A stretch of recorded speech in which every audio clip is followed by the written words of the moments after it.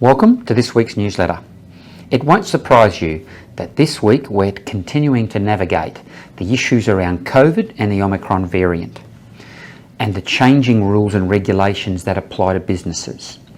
I've continued my visits this year to some of our key members who are all telling me, of course, skills and labour shortages are very much prevalent, but they're exacerbated because of the close contact arrangements where workers and critical workers are suddenly required to stay at home and isolate and quarantine, and of course the increasing prevalence of people testing positive, and again the implication that has both for them and their families and for other workers.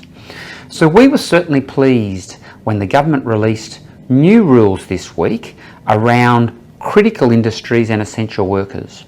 Those rules are really about saying if you are a critical industry and you have essential roles that you need to perform, if those workers have been caught in a close contact scenario and they're asymptomatic, so they don't have the virus, they have not tested positive, and they're double vaccinated, regardless of the quarantine periods, you can bring them back to work to perform those essential roles.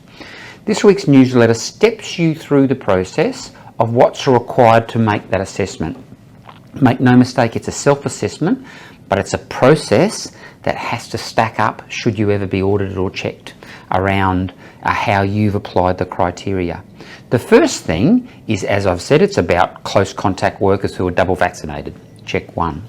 The next one is trying to determine whether you are considered, your industry or your employment is considered on the essential or critical industry list. It's a pretty narrow list, and yes, freight and logistics is there, so if you're caught up in that, that's helpful, but there is another segment there that talks about supply chains. Now the challenge is that's the only definition that we've got. We don't have any extra information as to what that might include.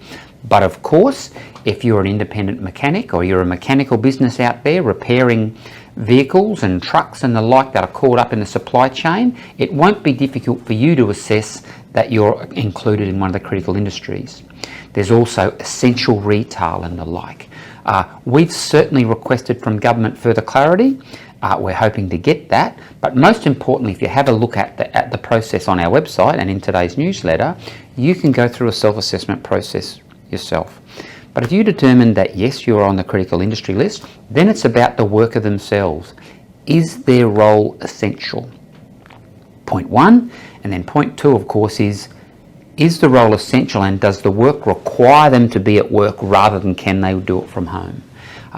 A couple of important tests there, but ultimately if you determine that their occupation is essential, you need to record that information and have that available should government ever request that of you. The newsletter also identifies the various reporting obligations. Now that all sounds complex, it's like trying to unpick the code.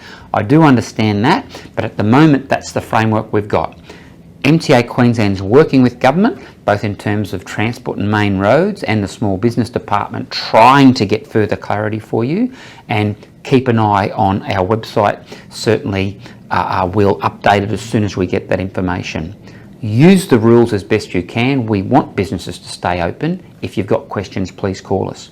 Now, of course, my heart goes out to all of those businesses who are experiencing the significant flood challenges that Queensland's been exposed to in the last week.